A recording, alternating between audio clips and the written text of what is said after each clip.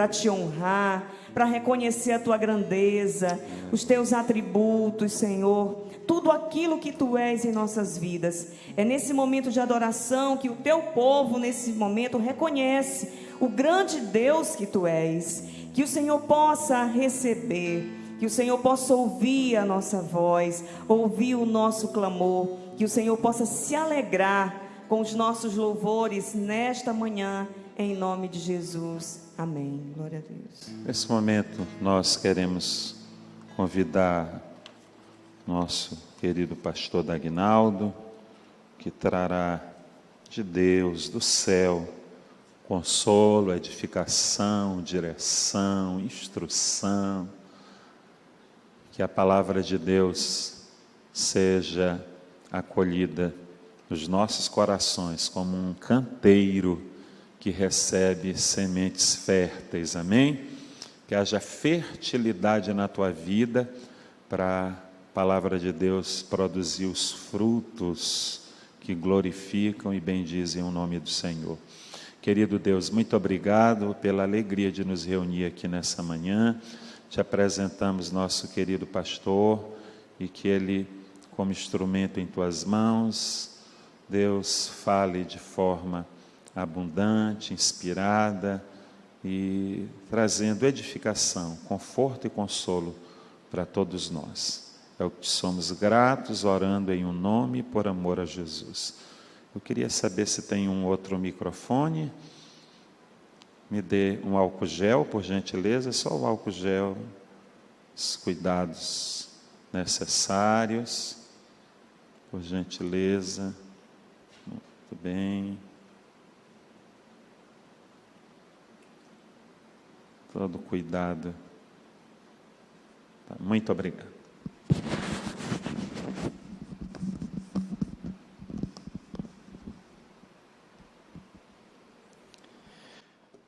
Graça e paz.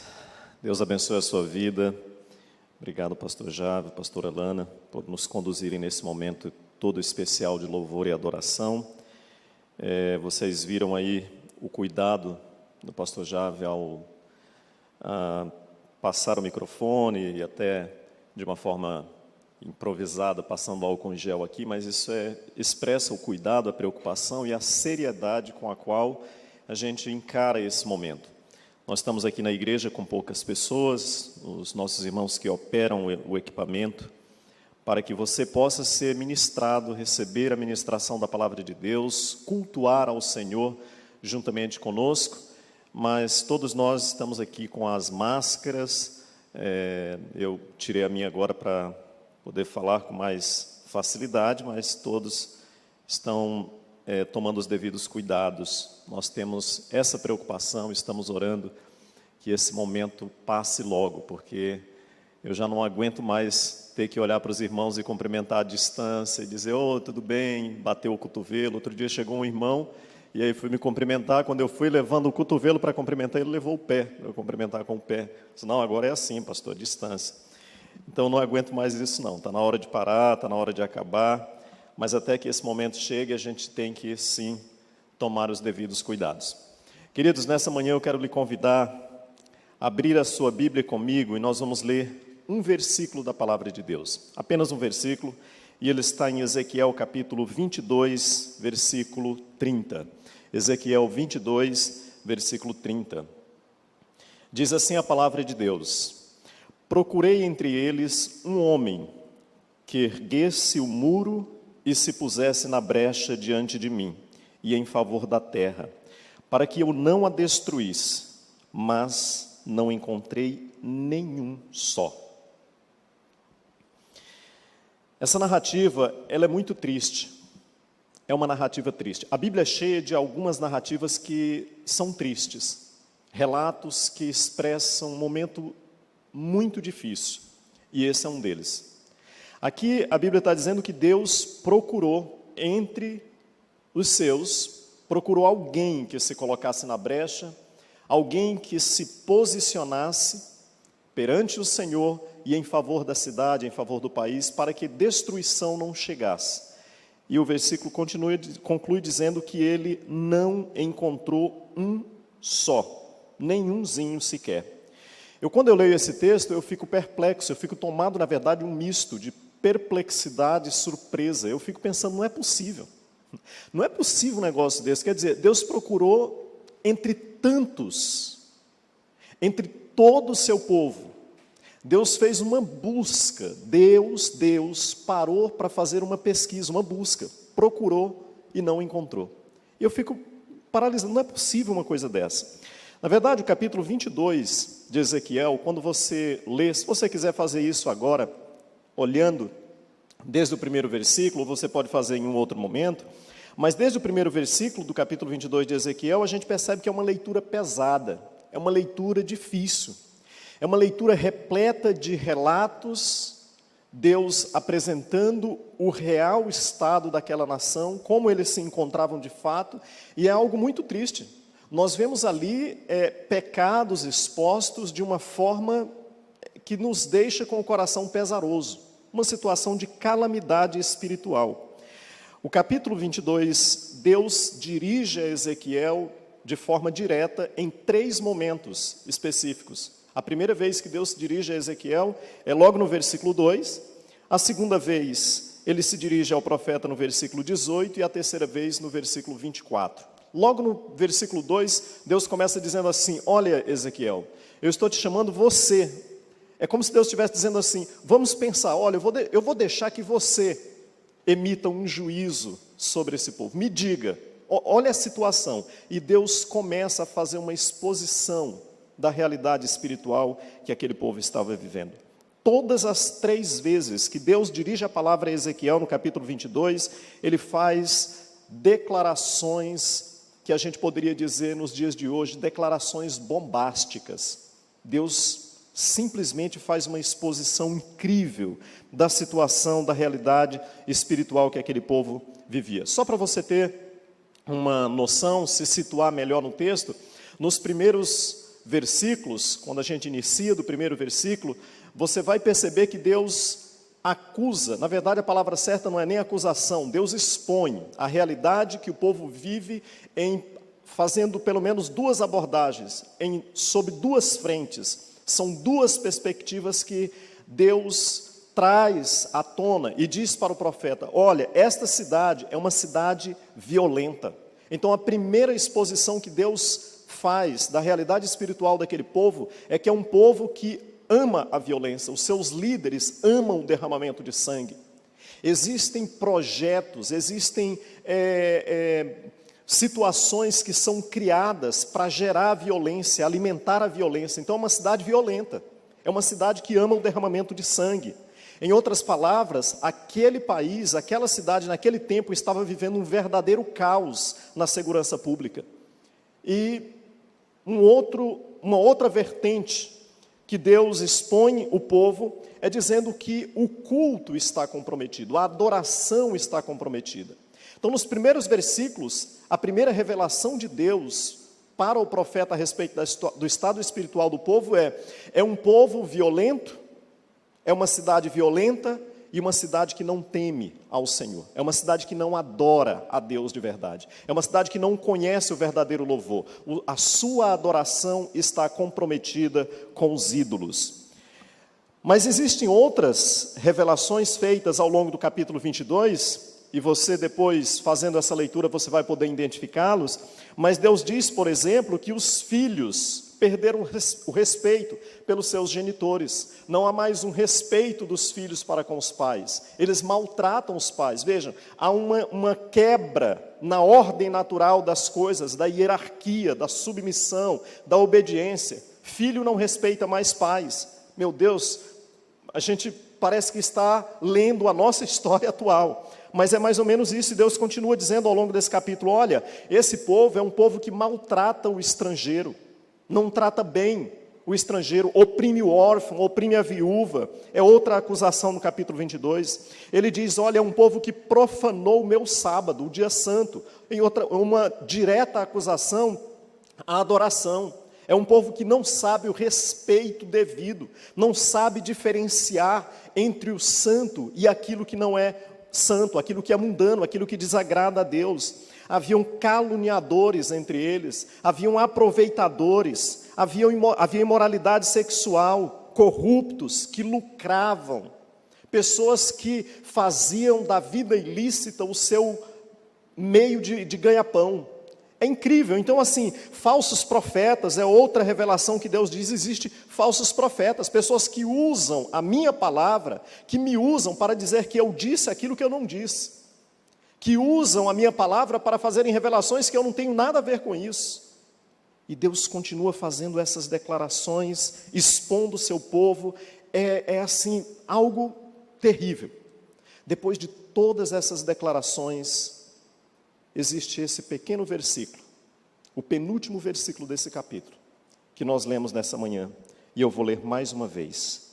Versículo 30, ele diz: eu procurei, em meio a tudo isso, depois de fazer toda essa exposição, depois de dizer, de revelar, de mostrar na primeira página do jornal, e dizer assim: olha, a verdade é essa.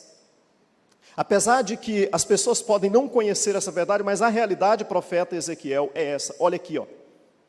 Esse é o verdadeiro estado desse povo. E aí, Deus diz, em meio a tudo isso, eu procurei entre eles um homem que erguesse o muro e se pusesse na brecha diante de mim, em favor da terra, para que eu não a destruísse. E ele conclui dizendo: mas não achei sequer um.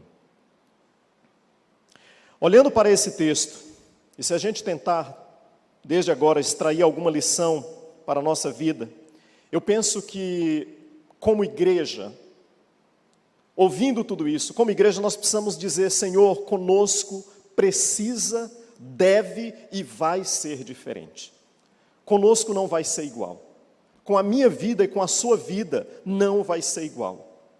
Deus vai nos encontrar, Deus nos encontrará, Deus encontrará você como homem de Deus, como uma mulher de Deus, disposto a dizer: Senhor, conte comigo.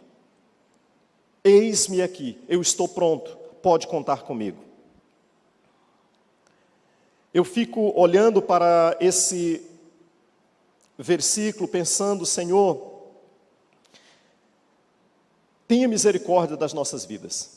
Tenha misericórdia da nossa realidade, porque na verdade nós, olhando a nossa realidade, não parece que somos tão diferentes, não estamos tão distantes. E eu fico olhando e pensando, fiquei refletindo sobre o texto, quando eu estava buscando alguma coisa para dizer sobre ele, eu fico vendo que Deus está dizendo: olha, eu procurei entre o meu povo, eu procurei foi entre os meus, foi entre o povo que se chama pelo meu nome. Eu não procurei entre os estranhos, eu procurei dentro da minha casa. Eu procurei entre os meus e não achei. Se Deus tivesse dito: olha, eu procurei, na verdade eu procurei entre os egípcios, eu procurei entre os assírios, eu procurei entre os babilônicos, eu procurei entre, sei lá, esses outros povos, a gente até poderia dar razão, poderia até dizer: Senhor, mas na verdade, assim, não dá para acreditar muito nesse povo, não dá para esperar muito desse povo aí que o Senhor disse que procurou. Não, mas Deus está dizendo: olha, eu procurei foi entre os meus mesmo, procurei entre o meu povo e não encontrei ninguém. Vejam, não obstante o mal existente, não obstante a depravação total que esse povo está vivendo, a maldade que eles estão amando, a busca de Deus por um homem para se colocar na brecha, revela o intento de Deus de não destruir a cidade. Deus não queria destruir aquela cidade, aquele país, apesar de todo o mal que ele estava praticando. Deus diz: olha, eu procurei alguém exatamente com o propósito disso, para que o mal não atingisse. Esse é o drama desse texto, porque diz que Deus não encontrou. Se eu parasse essa reflexão nesse exato momento, já deveria ser o bastante para nos levar a uma reflexão pessoal, para que como igreja nós pudéssemos pensar: Senhor, tenha misericórdia das nossas vidas, e nós não queremos e não iremos ser assim. Já deveria ser o bastante para nos mover, para nos fazer sair desse marasmo, desse conforto que muitas vezes nós amamos, que preferimos viver uma vida como clientes exigentes, uma vida cristã apenas exigindo o melhor, querendo que recebamos tudo do bom e do melhor, e quando alguma coisa não está ao nosso agrado, a gente lista uma série de coisas que não gostamos e dizemos assim: eu não gostei disso, eu não gostei, o louvor hoje não foi muito legal, não gostei não, a palavra foi mais ou menos, mas também não está lá essas coisas com coisa, eu prefiro fulano de tal. A gente se torna muitas vezes exigentes, enquanto Deus está procurando homens e mulheres que se coloquem na brecha, que sejam construtores de muros e que digam: Senhor, eis-me aqui, conte comigo, para que a tua graça seja mostrada e manifesta às nações e ao mundo perdido. Veja, toda essa história, todo esse relato de Deus, ele acontece em um momento incrível, porque quando a gente pensa, são revelações muito fortes do estado espiritual que o povo vivia, não tem esperança nenhuma, mas veja, em meio a tudo isso, sabe quem esse povo tinha em seu meio? Esse povo tinha ninguém mais, ninguém menos do que Jeremias, Daniel e Ezequiel. 3 nomes de peso. 3 profetas e escritores de uma história que a gente dispensa comentários, não é? Então esse povo vivia assim, assistidos por ninguém menos, ninguém mais do que homens como Jeremias, Ezequiel e Daniel. Deste calibre, eu fico pensando, no meio de uma sociedade assim, Deus não encontrou entre o seu povo, entre a sua congregação, pessoas que se dispusessem a dizer: Senhor, eis-me aqui. Eu fico pensando, será que em nossos dias Deus encontra? Será que Deus está encontrando em nossos dias, em nosso tempo, em nosso contexto? Nós não vivemos hoje um contexto tão diferente do daqueles dias. Vivemos em meio a um mundo violento, violência por todos os lados. Vivemos um tempo de corrupção em todos os níveis da sociedade. Vivemos um tempo de muita dificuldade, ceticismo, cinismo, incredulidade, muitas vezes dentro da própria igreja. Vivemos um cenário que não é também tão distante do vivido por aquelas pessoas naquele dia, naqueles tempos. E é bom lembrar que naqueles dias tudo na cidade estava funcionando perfeitamente. Aparentemente tudo estava muito bem. Se alguém passasse na porta do templo, na hora da oração, iria dizer assim: não, está muito tranquilo, eu passei agora na porta do templo e está assim, lotado, o templo está cheio. As atividades religiosas estavam a todo vapor. Tudo estava acontecendo no seu devido tempo, da sua marcha normal, tudo estava bem, aparentemente estava tudo funcionando muito bem. Um simples olhar superficial era possível até enganar alguém, olhar e dizer: não, talvez Deus, exagero Deus, não é assim, não é para tanto. Não, com tanta gente, não é possível, eu passei agora há pouco na porta do templo, lotado, não é possível que no meio desse tanto de gente, o Senhor não tenha encontrado umzinho sequer, para se colocar nessa tal brecha que o Senhor está falando. Não é possível um negócio desse, é exagero de Deus. Alguém poderia olhar para isso e pensar, talvez, sei lá, estou aqui imaginando, né? Mas é exatamente isso que Deus diz. Deus diz que procurou e não encontrou.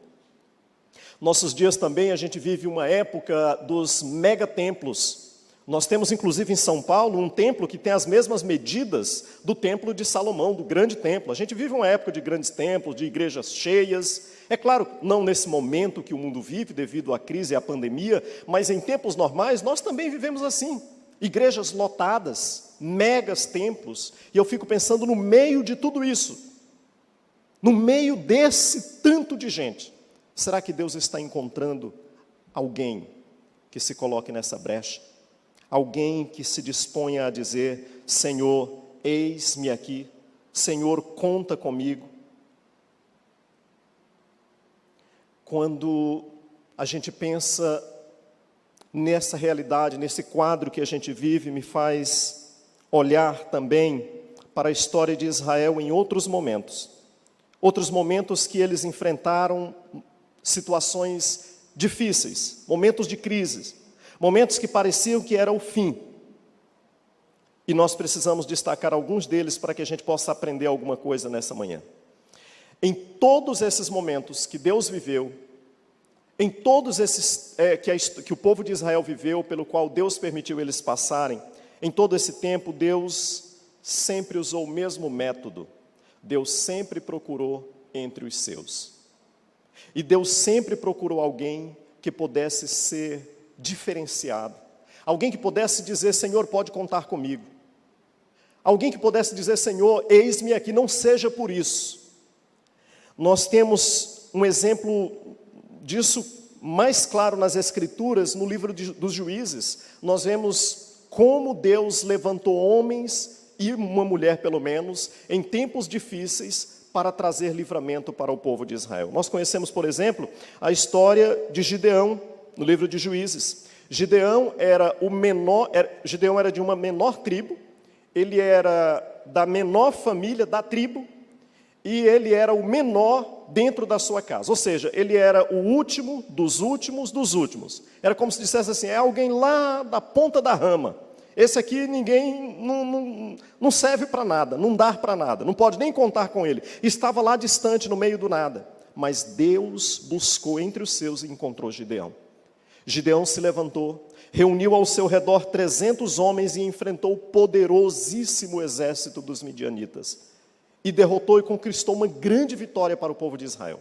Você que está me assistindo nesse momento talvez possa dizer, mas naquele tempo, no caso de Gideão, aconteceu um grande milagre. De fato, é verdade, você está certinho, aconteceu um grande milagre, Deus operou um grande milagre. Mas escute, o milagre só aconteceu quando Gideão quebrou os vasos, quando as trombetas foram tocadas. Não enquanto ele estava lá, fugitivo, escondido, distante, separado, dissociado do problema. Foi quando ele se dispôs a se colocar nesse lugar, nessa posição, para ser usado por Deus, que o milagre aconteceu. Hoje o mundo está passando por uma crise, literalmente estamos vivendo uma crise mundial. E você sabe que o mundo inteiro espera das autoridades competentes um posicionamento, espera que eles façam alguma coisa. O mundo inteiro espera uma resposta das autoridades constituídas, das grandes potências, das equipes dos profissionais de saúde, dos cientistas. Todo mundo espera uma resposta para esse problema que o mundo vive, não é verdade? Então, o mundo está à espera de uma resposta dada por esses, sobre quem recai a responsabilidade de produzir algo que possa aliviar, trazer esperança à dor e o caos que o mundo vive. Sabe de uma coisa? Como igreja, nós também temos um papel nesta crise. Nós também temos um papel fundamental. Um papel que o mundo não vai reconhecer, mas é uma responsabilidade nossa. É uma responsabilidade da igreja. Uma responsabilidade de se colocar de pé, na brecha, nesse lugar, nos posicionarmos no lugar que Deus quer que a igreja esteja posicionada em favor das nações, para que a destruição não seja tão avassaladora. Deus espera que a igreja se posicione. E pode ter certeza que o mundo não vai reconhecer isso. Não. Porque a igreja age, queridos, como sendo o sal da terra. E eu vou lhe dizer poucas informações sobre o sal, de forma bem rapidinha para voltar para cá. Mas o sal é um ingrediente que está presente em todas as mesas de qualquer pessoa ao redor do mundo, pelo menos das mais que vivem em sociedade aberta. Não me refiro a tribos isoladas no meio do nada. Mas o sal é algo que faz parte do alimento do dia a dia de todas as pessoas, independente, pode ser rico, pobre, bonito, feio, independente, o sal faz parte do alimento dessas pessoas. A comida pode ser linda, maravilhosa, pode estar um cheiro, aquela coisa deliciosa para o nariz, para o olfato. Mas se você colocar na boca e não tiver sal, pode ter certeza que a primeira reação é, faltou sal. Não é assim que a gente faz? Eu, particularmente, que sou um amante de sal, faço aqui a minha declaração da minha fraqueza, né? Admito o meu ponto fraco, mas amo sal. E imagina, você imaginar assim, aquela picanha suculenta, aquele negócio lindo, você com fome, não é? E aí você olha para aquela picanha assim que está coisa linda, e saliva, não é? E aí, de repente, o garçom corta aquela tira gostosa, você corta aquilo lá, coloca na boca, e aí quando você coloca na boca, percebe que não tem sal, há uma rejeição. Mas veja, até aquele momento você não percebeu a ausência do sal, não deu importância nenhuma para ele. Mas no momento que você percebe a ausência dele, meu Deus, nada funciona sem o sal. Mas até aquele momento você só olhou para o alimento, olhou para a pica, só viu aquela parte que os olhos, que é atraente aos olhos. Mas o sal tem um papel fundamental. Ninguém nota, ninguém vê, ninguém dá importância aparentemente, mas ele deve e precisa estar presente, porque senão não tem sabor, não é palatável, não digere, não entra. Da mesma forma, nós estamos vivendo uma crise mundial. O mundo espera, talvez, das nações. E é certo que a equipe, os cientistas que trabalham na busca de encontrar uma solução medicinal para a pandemia que o mundo vive, é o trabalho deles e tem que fazer isso mesmo. Mas a igreja tem o seu papel como sal da terra nesse momento que vivemos. Precisamos ocupar o nosso papel. Deus espera da igreja. O mundo precisa, apesar de não notar, apesar de ninguém chegar na churrascaria e fazer a primeira pergunta que fazer assim, deixa eu fazer uma pergunta para vocês, a carne, o churrasco hoje de vocês tem sal? Ninguém faz essa pergunta, mas todo mundo espera que esteja lá, claro, temperado. Deus espera que a igreja tenha um posicionamento. Então, voltando ao texto, você pode dizer, Gideão, Deus fez um grande milagre com Gideão. Sim, fez, mas foi depois que Gideão se posicionou, que quebrou os vasos, que soprou as trombetas. Ou seja, Deus está sempre à busca de alguém que possa ser um veículo do milagre que Deus vai operar, que Deus atua, a forma que Deus trabalha. É preciso ter coragem, é preciso ir à luta, é preciso batalhar. A história de Israel é repleta de casos assim. É repleta de exemplos dessa forma. Nós podemos nos lembrar em outro momento, Deus encontrou um jovem franzino, de aparência simples, aspecto gentil, separado, esquecido, lá no deserto da Judéia. Deus o encontrou e levantou esse jovem para livrar Israel de um problema literalmente gigante que estava à sua frente. Todos nós conhecemos a história de Davi.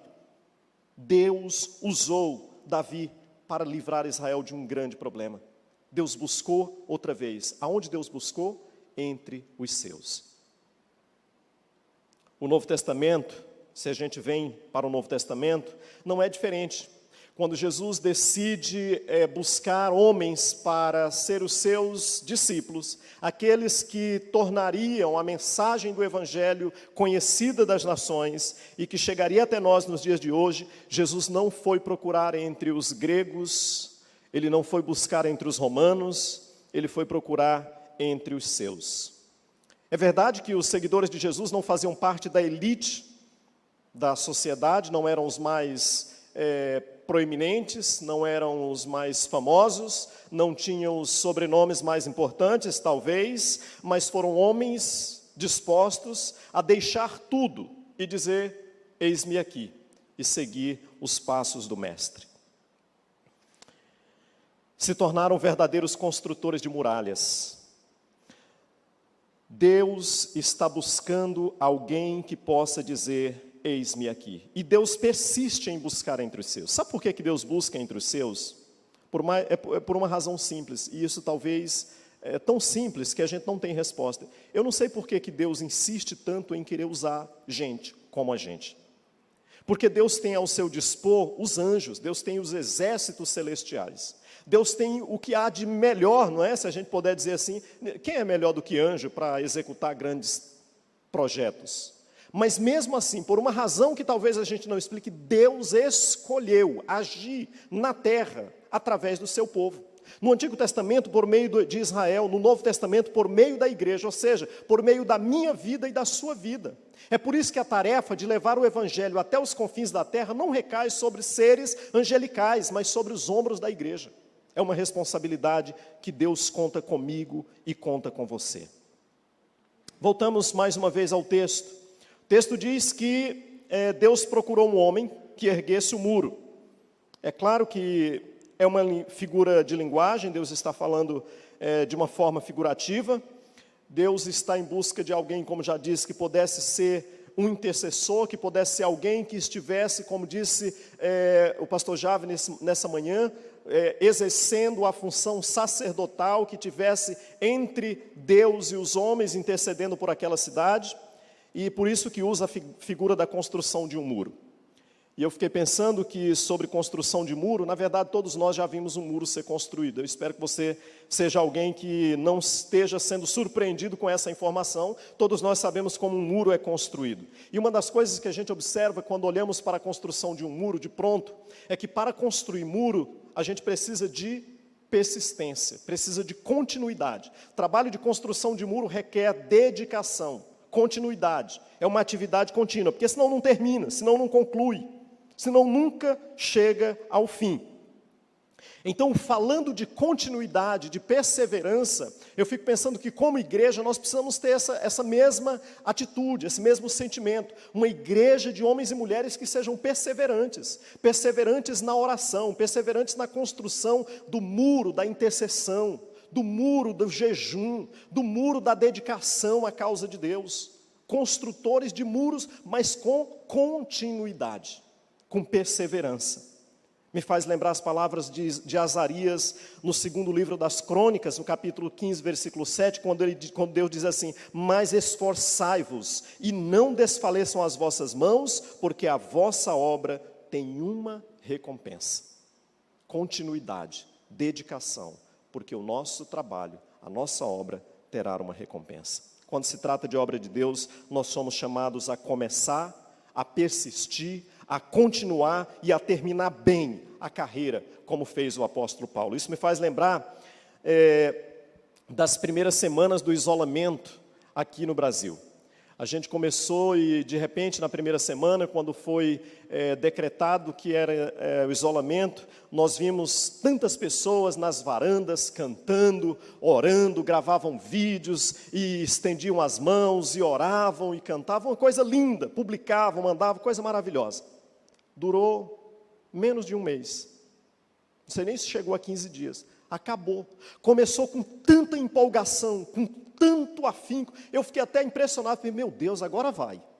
Agora o negócio vai para frente, porque incrível, olha só, a igreja orando, os prédios, todo mundo, coisa linda. E aí foi declinando, acabou. Hoje ninguém fala mais nisso. Eu fico, por quê? Não precisa mais? As pessoas não precisam mais ouvir os louvores? Aqueles que estão acamados não precisam mais ouvir alguém intercedendo por eles? Não precisa mais ouvir louvores que alimentem a alma dessas pessoas? Precisam sim. Sabe qual é o problema? Faltou continuidade, faltou perseverança.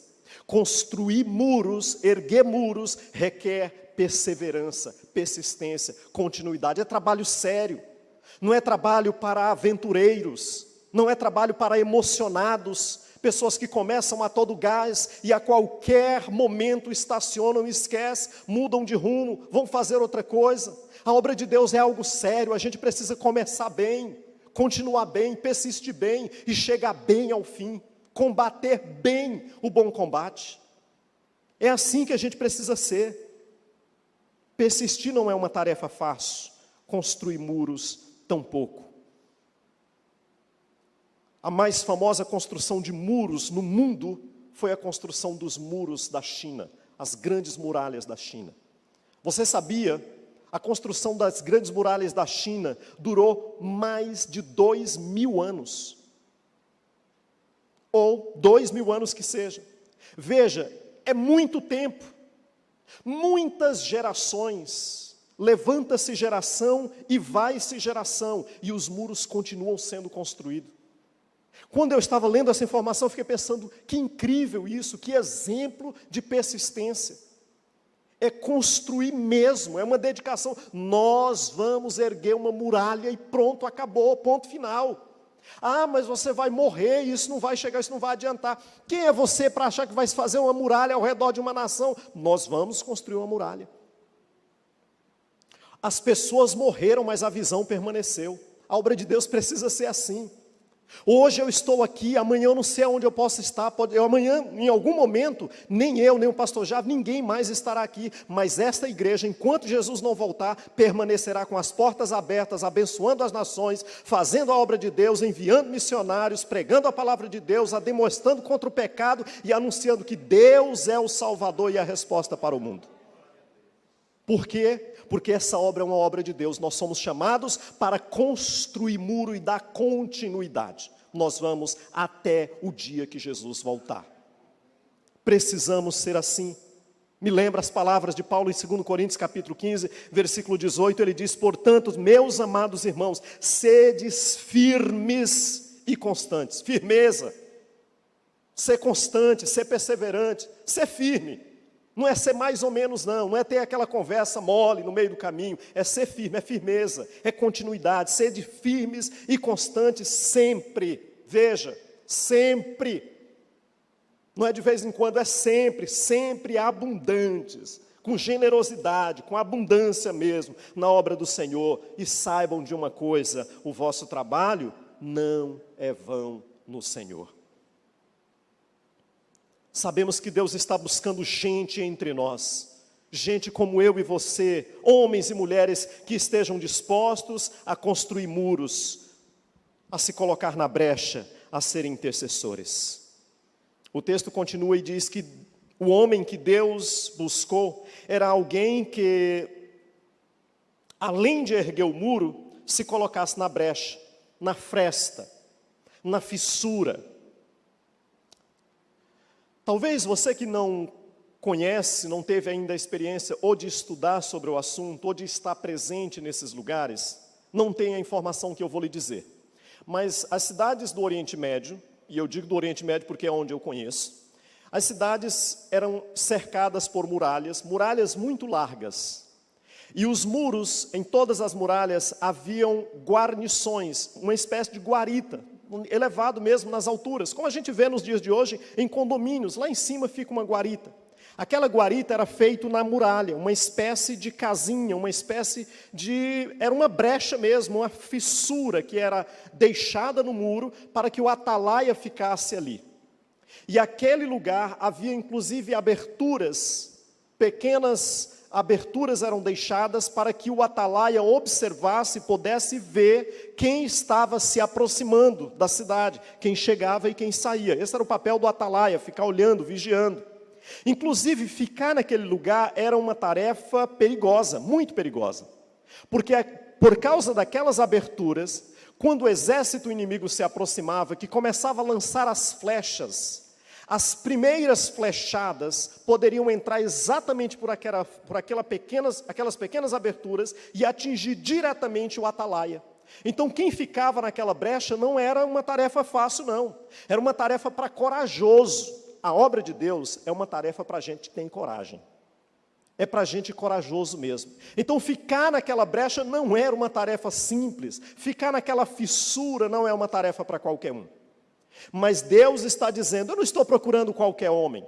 Não, eu estou procurando um homem com duas características. Ele erga muros e ao mesmo tempo se coloque na brecha. Então há um critério, há critérios de seleção. Tem que preencher esses requisitos. E eles são, como me fugiu a palavra, mas eles são comutativos, eles não se excluem. Na verdade, ou você preenche os dois, ou não está apto para preencher o papel para o qual Deus está selecionando. Então Deus está chamando homens e mulheres que ergam muros e que, além disso, se coloquem na brecha. E existem pessoas com essas características. Existem pessoas que têm características específicas. Importante dizer que na obra de Deus existe uma brecha, existe uma fissura, existe um espaço, existe um lugar específico para você. Um lugar do seu tamanho, um lugar que foi desenhado exatamente com as habilidades que Deus lhe deu. Deus tem pessoas com habilidades diferenciadas, e é isso que é lindo, é a beleza do reino de Deus, é Deus usar pessoas com habilidades incríveis. Por exemplo, enquanto eu estou aqui ministrando, existe uma equipe que está operando esses equipamentos para que o som possa chegar até você. Se inverter os papéis, possivelmente não teremos o mesmo resultado. Aliás, possivelmente não, definitivamente não teremos o mesmo resultado, porque pode ser que os meus irmãos que estão operando esse som façam muito bem o papel que eu estou fazendo aqui, mas definitivamente eu não faço o que eles estão fazendo. Então é um caos. A verdade é que Deus tem pessoas, tem brechas, tem fissuras certas para cada pessoa no seu reino. Existem aquelas pessoas que têm um jeito todo especial de fazer umas coisas. É o dom que Deus deu. Aqui na nossa igreja nós temos o privilégio, por exemplo, nosso pastor é um mestre, é um exímio expositor das Escrituras. Um mestre da palavra de Deus. Eu fico pensando, às vezes eu falo para ele, eu não entendo, a sua Bíblia é mais fácil do que a minha. Ele abre a Bíblia dele, aí ele começa a falar assim com uma facilidade. Parece que a coisa é natural, não é, Thalita? Parece que é assim, simples, vai fluindo.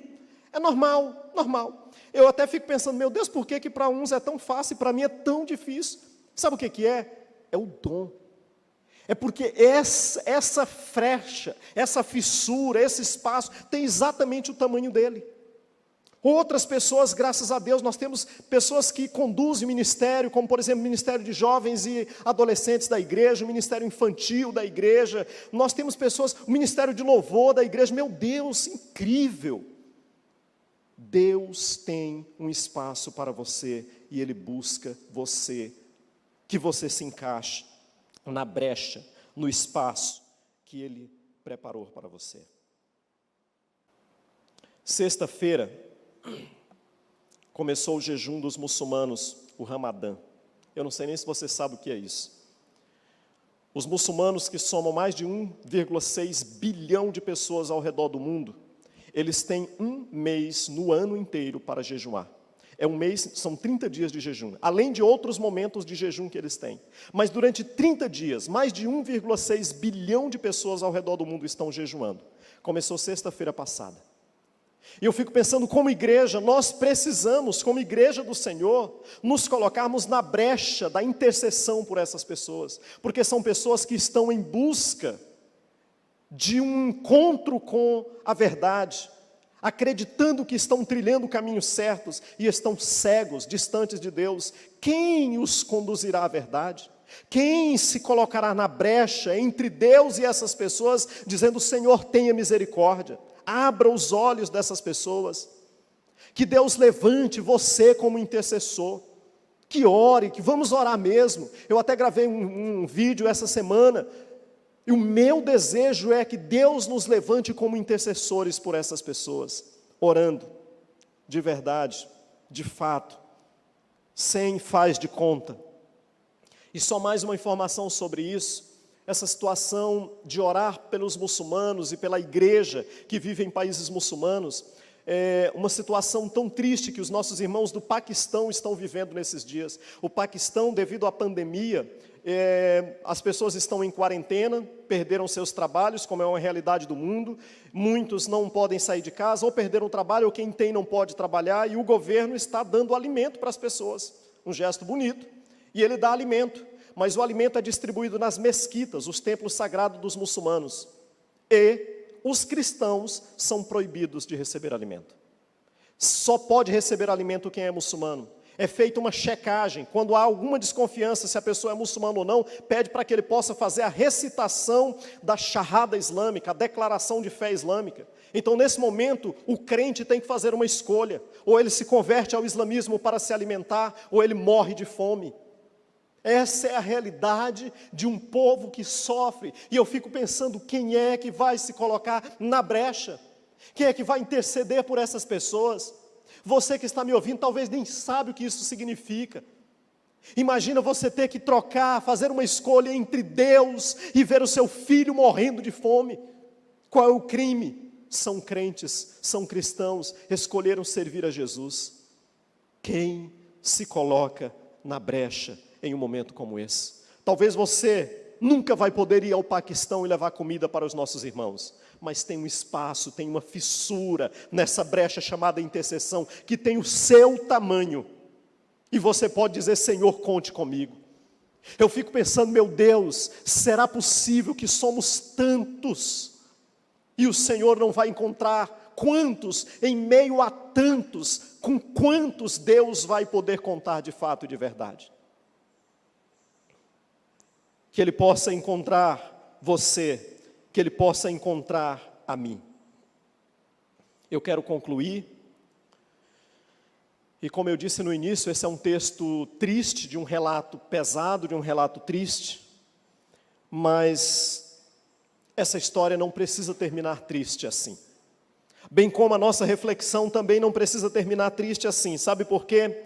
Porque a Bíblia também nos diz que em outros momentos de crise, em outros momentos de dificuldade, Deus, usando o mesmo método, procurou entre os seus e encontrou.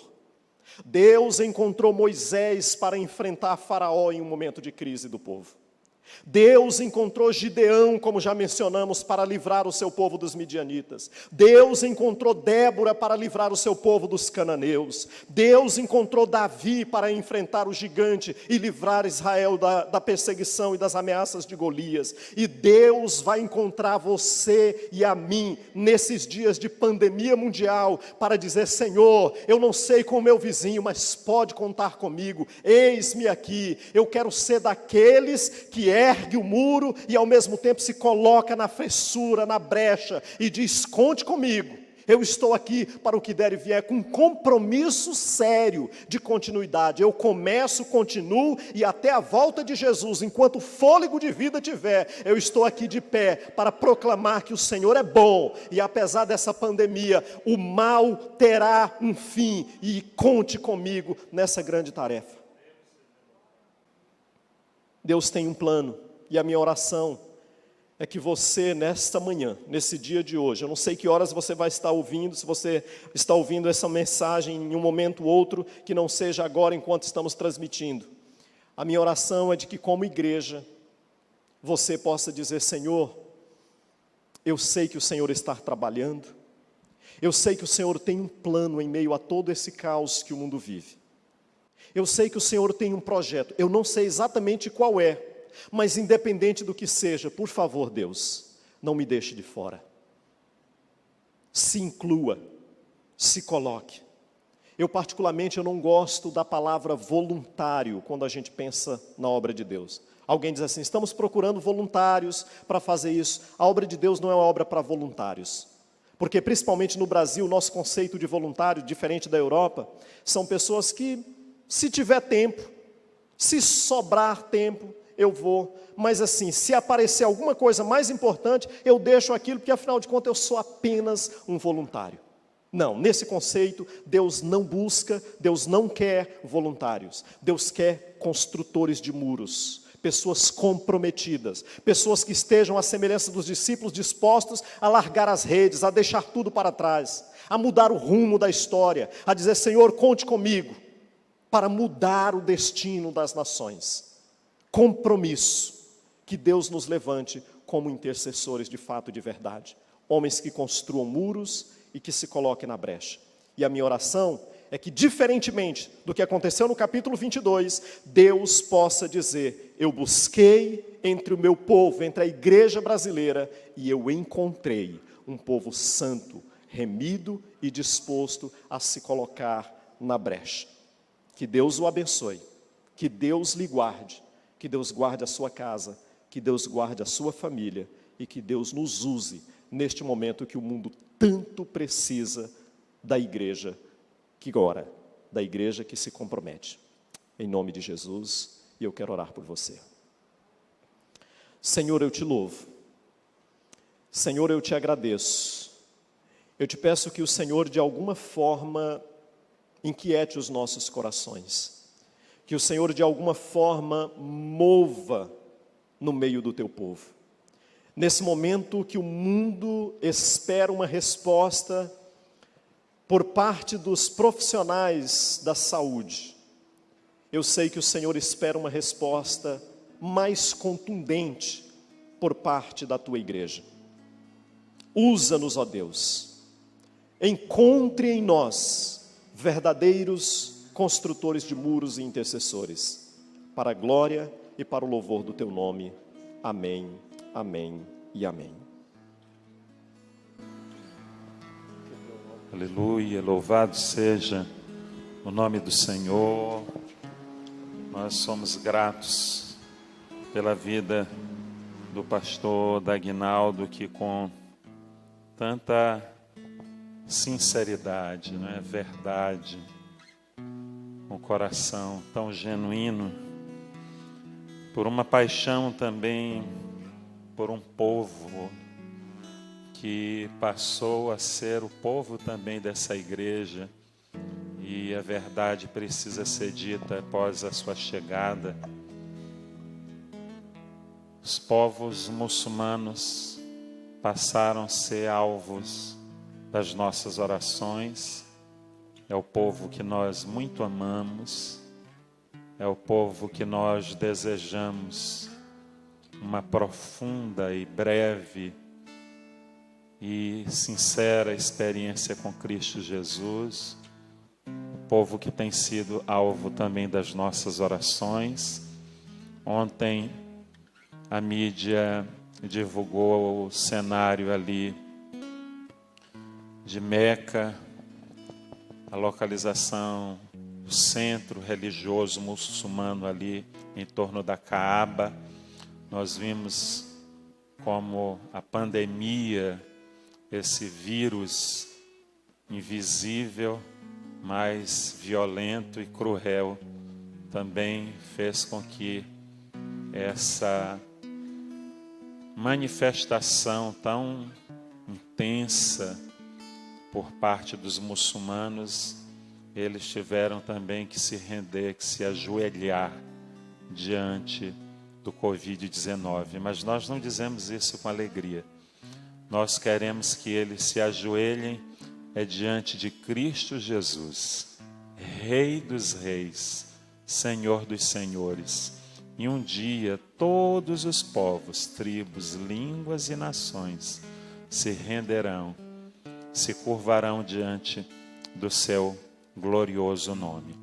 Nós vamos agora informando aos queridos, e a nossa querida Thalita, ela vai colocar aí no YouTube, no Instagram, o número das contas bancárias, Banco do Brasil e Caixa Econômica, que estão disponíveis para receber a arrecadação das contribuições, dos dízimos, das ofertas dos irmãos. Nós aqui em público queremos agradecer a generosidade dos irmãos que têm contribuído de maneira que nós temos tido a condição de fazer e nutrir, não é, manter o nosso banco de cestas ativo. Agora mesmo, enquanto o pastor ministrava, nós tínhamos a alegria de receber as doações, também fazer a entrega de doações. Então, nós ficamos felizes não pela realidade que nos encontramos, mas ficamos felizes pelo gesto, pela atitude, pela postura, pela posição, pelo testemunho pessoal. Irmãos, é na hora mais difícil que nós de fato revelamos quem somos de verdade. Nós somos provados por meio dessas circunstâncias, e a nossa oração, em especial ao povo de Deus que se reúne em nossa comunidade, que ao findar dessa luta, dessa pandemia, dessa crise, nós possamos nos encontrar aprovados diante de Deus. Amém?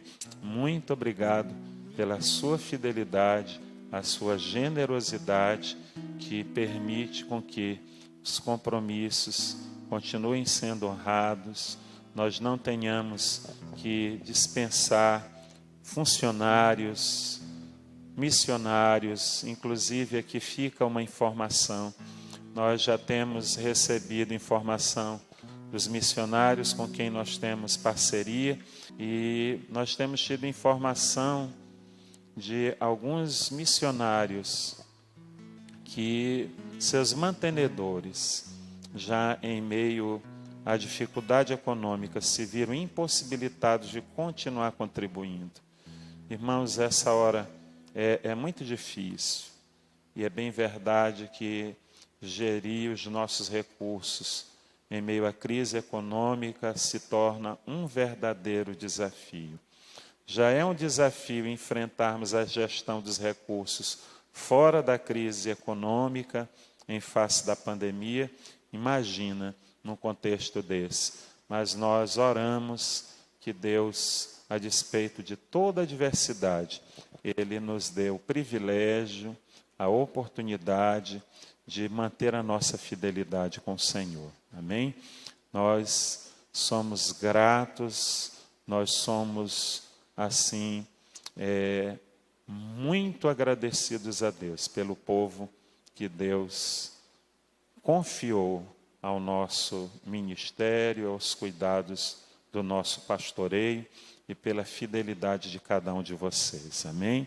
Nós vamos adorar o Senhor com mais uma canção, bendizendo, exaltando o seu nome, e nós vamos declarar que o que nós queremos estar é diante do Senhor, prostrado no seu altar. Quem se encontra no altar do Senhor, se encontra na posição correta. Quem se mantém no altar do Senhor é construtor de muros e tapador de brechas. E o grande desafio é nos manter continuamente nesse altar, no centro da vontade de Deus, por intermédio da pessoa bendita de Cristo Jesus. Amém? E nós estamos felizes e tivemos a oportunidade de tomar conhecimento de alguns irmãos, nos informando a sua participação, valorizando. E nós gostaríamos que os irmãos divulgassem e que houvesse maior participação, porque quanto maior o número, maior o nosso alcance, maior será o cumprimento do nosso propósito. Amém? Então vamos divulgar. Nós queremos lembrar que na quinta-feira, às 19h30, nós continuaremos com um tema que está no capítulo 21 de Isaías, versículo 11. Guarda, a que horas estamos da noite? Guarda, a que horas estamos da noite? Que nós possamos nos encontrar nas Sagradas Escrituras, nos situando no tempo, no espaço, e como o pastor Dagnaldo colocou, compreendendo bem o nosso papel diante dessa realidade. Amém?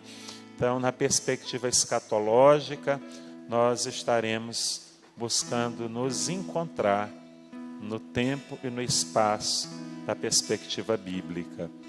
Então, no domingo pela manhã, nós sempre temos o privilégio de ter um convidado, nós sempre temos a expectativa de ter alguém nos proporcionando um momento especial. Hoje tivemos a alegria de mais uma vez ouvir o pastor Dagnaldo. E hoje à noite nós estaremos aí na quarta ministração sobre o livro de Jó, trabalhando o sofrimento, né? O sofrimento injusto. Por que o justo sofre, não é? Então, essa é uma realidade que todos nós nos questionamos, e nós vamos agora, e eu vou me esforçar para sintetizar, porque no livro de Jó, boa parte do livro de Jó consiste no diálogo entre Jó e os seus amigos. A princípio são 3 amigos que entram no diálogo. Por fim, o 4º amigo, possivelmente mais jovem, Eliú, entra também, e ali, naquela narrativa, existe uma discussão acerca da razão, da causa do sofrimento humano. Então nós vamos ver quem é que tem a razão, se é que há alguma razão para o sofrimento humano. Então nós vamos estar nessa dinâmica, pensando nessa relação entre amigos. E nós queremos trazer também uma aplicação pessoal para os relacionamentos. Então eu acredito que é bastante oportuno Eu quero agradecer muito aqui o carinho do pastor Aguinaldo, que diz que nós conseguimos com facilidade entender o texto bíblico. Eu vejo que é pura generosidade dele, né? É um grande desafio para todos nós mergulharmos nesse oceano da revelação, da grandeza divina, mas quem ama age assim, não é? E nós temos um amor recíproco um pelo outro.